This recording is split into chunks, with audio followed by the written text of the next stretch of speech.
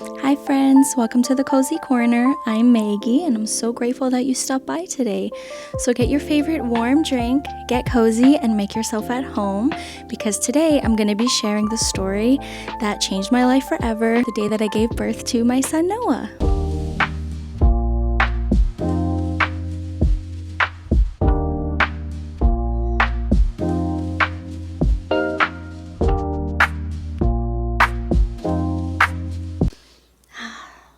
It's been almost a year since my little sweet baby boy was born. I'm just really excited to be reminiscing about such a special day with you guys. Okay, so before my labor actually started, there were signs like a few days before my water broke. I didn't know that those were labor signs. I just thought that I was getting like Braxton Hicks. But now looking back, I realized I was actually getting like minor contractions and I didn't realize it. There definitely were signs there. I just thought it's normal to get pelvic pressure, to get cramps that kind of feel like period cramps. Yeah, so those things definitely were happening like a few days prior to my water breaking.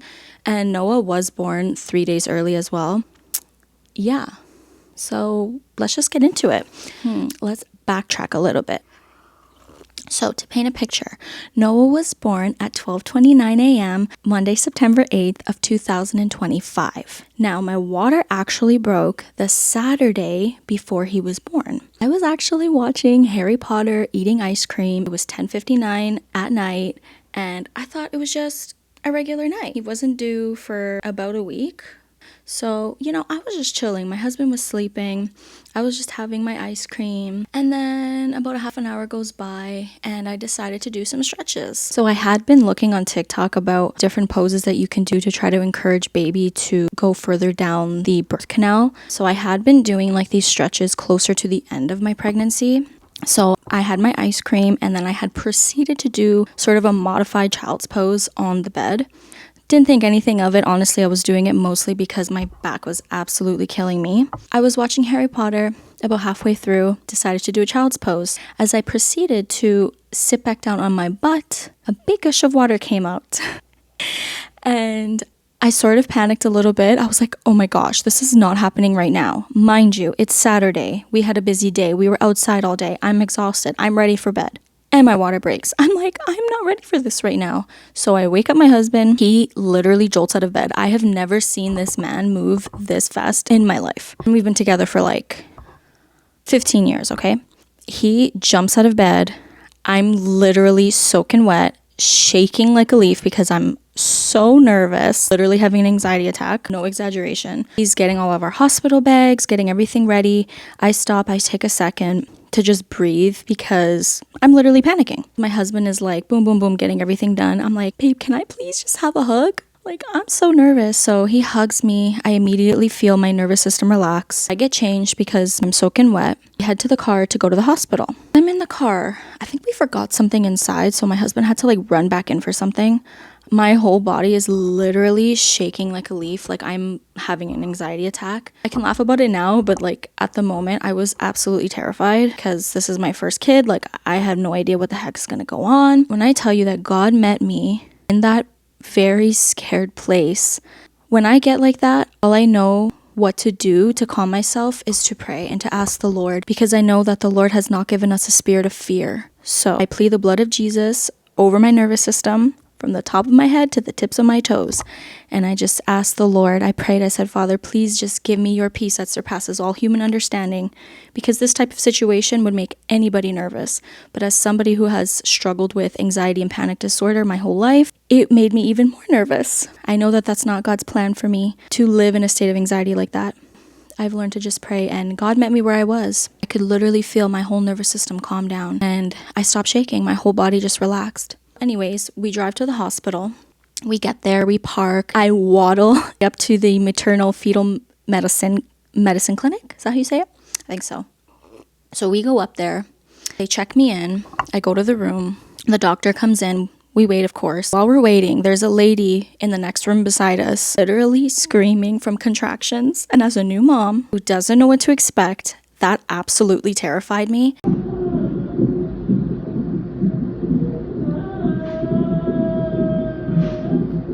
So we're waiting. The doctor comes in. He checks me. It hurt. Like, this man had like these big fingers and like, ouch. I was already tense because like I didn't know what was going on and I was worried about my baby, and he tried to go up there to check my dilation. Ouch is all I'm gonna say. But he was a really nice doctor. He tried to check me as best as he could, considering that I was like very tense and it was kind of hard for him to like get a proper check. But he said I was about 2 centimeters dilated. He wanted me to stay in the hospital and like put me on Pitocin to sort of get things going right away. I did not want to do Pitocin. I really like had dreamt of doing a natural birth, so no epidural, all natural. I had requested, is it okay if I go home? Because I'm exhausted. I've been up now almost 24 hours. So I wanted to go home and try to rest if I could. And they gave me the go ahead. They gave me the green light. So we come home. I really didn't end up sleeping much. I was sleeping like 5 or 10 minutes on and off pretty much the rest of the night. We got home around, it was like 2 o'clock in the morning. I had woke up like really early that morning. So I really didn't get much sleep anyways, but I just wanted to try to labor at home as much as I could instead of staying in the hospital that long. So we come home. They told me when they dispatched me, they said, come back at 9 o'clock in the morning and we're going to check to see how things are moving along. When we came home, laying in bed, I was getting some contractions. They weren't really that painful. It kind of just felt like some like mild period cramping, like kind of when you're PMSing and it's like about to come, sort of what I can describe it, what it felt like. I was getting like minor contractions like every like on and off like every 9 minutes. We had some breakfast. I had like half an English muffin. I could barely eat. I was so nervous. We head back to the hospital. I'm in the waiting room. The doctor checked me. At that point, I was only at like 3 centimeters dilated. So this was like a new doctor because it was the morning. She was super gentle with me. I barely felt it. She was absolutely amazing. She had suggested to do a membrane sweep just to kind of get things moving along. Because my water had broke, there was an increased risk of infection. We don't want that. So she wanted to give me the membrane sweep just to kind of encourage things to move along a little bit quicker. So she did that. My water broke a little bit more. And then she had requested for me to walk around the hospital for about an hour. So that's what me and my husband did. We went to the Tim Hortons and we got like a bagel and something to drink, and we just walked around and we went back to the waiting room. And at around 4 o'clock, they had given me my room. So the nurse comes, she calls my name, and then we go to the room, to the birthing room, where all the fun stuff happened. Oh gosh, I need a drink for this one. Prior to the nurse coming to get me to go into my room, we were in the waiting room. I was getting contractions. I think they were coming like every 6 minutes or so. Every 7 minutes, every 8 minutes, in and around there. And again, like honestly, I didn't really feel that much agony. Like I've had worse period cramps before. As somebody who's had cysts erupt from their ovaries, like I have felt much worse pain before. So it really wasn't that bad. I was just taking like deep breaths, holding my breath when the pain came, and then releasing when I felt it go down. The best way I can like describe a contraction, it sort of feels like a wave. You kind of feel it coming, then it kind of peaks and it goes down. We go into the birthing room. The very nice nurse gave me my nightgown. She said, go get naked, nothing underneath, go put this on. I take off everything, put on my nightgown, and then I get situated on my bed. Like I said before, my water had broke. There was an increased risk of infection for my baby. So they wanted to make sure that I wasn't prolonging the birth of him. Did that even make sense, guys? I'm so sorry. Honestly, I barely slept last night. It is a miracle that I can even hold a sentence together. So I get situated on the bed. Then she gives me the option to have an epidural. I said absolutely, because I know that Pitocin, if you don't know, Pitocin is like synthetic, I think it's called synthetic oxytocin, something like that. Basically, it encourages your contractions to come even stronger. And I'm like, I don't think I can deal with that, so give me the epidural. And she was super sweet. She advocated for me to get the epidural before the Pitocin so that I wasn't like in any excruciating pain. One thing that the nurse said that was super funny that kept making me laugh was that, are you sure you don't have a high pain tolerance? Because I'm seeing the contractions on the screen and you're not reacting. Like I was like just chilling. I think that surprised her because she told me that like ladies will come in at 4 centimeters dilated and be absolutely screaming. And that's where I was at. I was at about 4 centimeters, 4 to 5 centimeters dilated. Like I said, like I've had tough periods my whole life. So for me, it really wasn't that bad. So anyways, the anesthesiologist comes into the room. She gives me the lowdown of all the risks and everything like that, the legalities. I had to sign a paper. And then she gave me the epidural. And It was the most disgusting pressure, like feeling I've ever felt in my life. Thank God for my husband. I just sat on the bed and I leaned into him, took the deepest breath I could. She pushed that thing in my spine. It was disgusting. And I tell you, I'm not gonna sugarcoat anything. If you're an expecting mother and want to take epidural, you might have a different experience, and I hope you do. Like I said, it wasn't painful necessarily, but it was like disgusting pressure. Ugh, it was worth it because when I had the Pitocin, contractions got so strong, I could even feel it through the epidural. So I'm really glad that I did get the epidural. So they give me the epidural, then they give me the Pitocin, and now it's just the waiting game. So 4 to 5 centimeters dilated. Now we were just waiting. Felt a little bit sick after they gave me the epidural because I hadn't really eaten that day. I did end up puking, but like closer to when I was pushing. I ended up puking at like, I think it was 10 p.m. So anyways, this nurse was lovely. She took care of me. She gave me apple juice and was helping me drink it because I couldn't really move. I'm like numb from like the waist down. She was there till about 7:30, and then my night nurse had come in. She was a really lovely woman. Like, I had the best experience. I had the best nurses. Hats off to all the nurses out there. Like, what would we do without you? I don't know. So my night nurse comes in. She turns off all the lights so me and my husband could maybe get a little bit of rest because she knows that I'm about to push this baby out and I need as much rest as I can get. So I'm just laying there. Honestly, I didn't sleep. I really wanted to, but just the feeling of nausea had overtaken me. Plus my nerves were like terrible. I'm like worrying that my baby's okay. And it's just very nerve-wracking. Just labor in general can be really nerve-wracking. I'm laying there and waiting with my eyes closed. And all of a sudden, I told my nurse, I'm like, I feel a lot of pressure down there. I didn't feel cramps because I had the epidural, but it just felt like so much pressure, like I needed to push him out. She had checked my dilation and I was ready to start pushing. So I pushed from about 10:50 p.m. until my son was born at 12:29 a.m. the next morning. So like about an hour and a half of pushing. And when I tell you, that was the hardest thing I've ever had to do in my life. When I had imagined my labor, I had assumed that the hardest part was going to be the contractions for me. The pushing, however, it's not that it hurt, it just took all the energy out of my body. I mean, I'm going on no sleep. I've been awake since Saturday morning. It is now almost Monday morning. I'm going on almost 48 hours of no sleep or very little like 5-minute naps here and there. Barely ate. I ate half a bagel and half an English muffin. So my blood sugar was running low. I was absolutely exhausted. And this literally took every ounce of my being to get this baby out. Not only did it take all my energy, but it also took an episiotomy, but we'll get into that.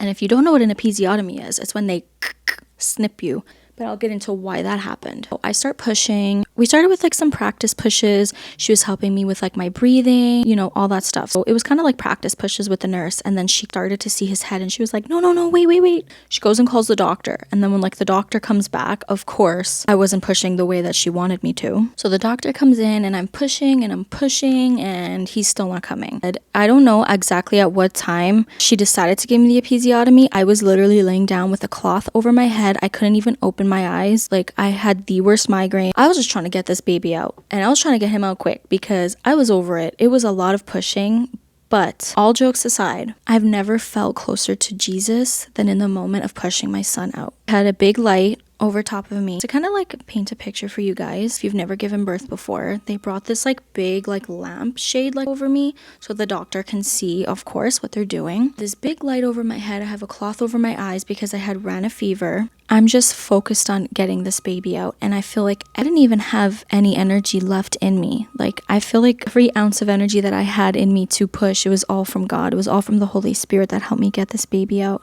That moment when I'm laying there on the bed and the lamp is over me, I'm like at the end of myself. I literally told the doctor, if I push again, I'm going to black out. I felt like there was nothing left inside of me to give. And in that moment, I felt so close to the Lord for what he did for us and what he must have felt, which was way worse than what I was going through. He did it anyways, and he did it for me. I feel like it was just a privilege to even come close to experiencing that level of selflessness and sacrificial love, because in that moment I know that I would have gone through anything and done anything to make sure that my baby was okay. And to just know that we have a loving Father that loves us even more than that. It says in the Bible We are sinners, and if you sinners know how to give good gifts to your children, how much more your heavenly Father that loves you. I'm just like, it's not possible for anybody to love anything more than I love this baby that I haven't even met yet. God does. God loves me more than that. And that's just so beautiful to me. And I really did like come face to face with the love of God on that table, pushing my baby out, numb from the waist down, and absolutely exhausted, like no energy, just feeling probably the worst I've ever felt in my life. The love of God met me there. And when I tell you, like, God is just so good. God is so good. I'm pushing and pushing and pushing. And because of all the pushing, and for reasons I guess I don't know, I'm not a doctor or a nurse, I had ran a fever. Because I had ran a fever, my baby boy had also ran a fever, and his heart rate was dropping, which is not good. I had told the doctor that he had a big head because out of all of his anatomy scans, it wasn't like abnormally large, but it was on the bigger side. Doctor said to me, Maggie, like you said, this baby boy has a big head. If I don't give you an episiotomy, you risk getting a 3rd-degree tear through your anal sphincter. That's not something you want to hear while you're in the middle of labor. So I literally was so over it at this point. I said, you're the doctor. You know what's best. Do what you have to do. She snipped me. She said, okay, give me one more push. I pushed, and then he came out. And then Noah Emmanuel Oliveira was born 12:29 a.m. September 8th, 2025. When I tell you that was like the biggest relief I've ever felt in my life. He came out, the placenta came out, like the best feeling ever, all that pressure off of my body. Oh, I felt so good. And then when I heard his cry, oh my goodness, it was the most beautiful thing I've ever heard in my life. My husband and I both just broke down crying. I grabbed the nurse with one hand, grabbed her like this. I grabbed my husband, and I am an absolute wreck. I am bawling my eyes out. It was just the best feeling to hear that little cry. They put him on my chest. We had skin to skin for 1 whole hour. We did do delayed cord clamping, which is basically like a staple now at the hospital that I had given birth. We had skin to skin for about an hour. Doctors stitched me up and everything like that, and I didn't feel anything because I had the epidural, so I was also really happy about that. After the hour of skin to skin, the nurses took him, they weighed him, did all that they need to do for him, cleaned his eyes and everything like that. And yeah, they gave him back to me, and the rest is history. So there is the story of me giving birth to the most beautiful boy I've ever seen in my life. The most precious gift that I've ever received is my baby. I just love being a mom.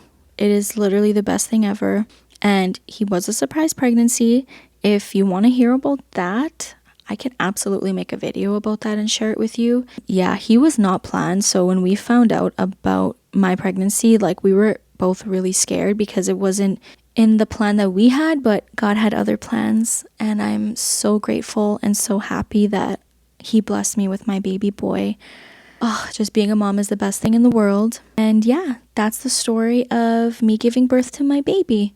Thank you so much for sitting and listening and spending some time with me, listening to my birth story. I would absolutely love to hear about your birth stories. I would really love if you guys left some comments, and I have my downtime when he's napping or sleeping. I can just sit and read them. I absolutely love birth stories. It's just something so magical about it. I feel like I said earlier, I definitely met God on that pushing table. He met me on that pushing table. When we are weak, he is strong, and he absolutely came through for me.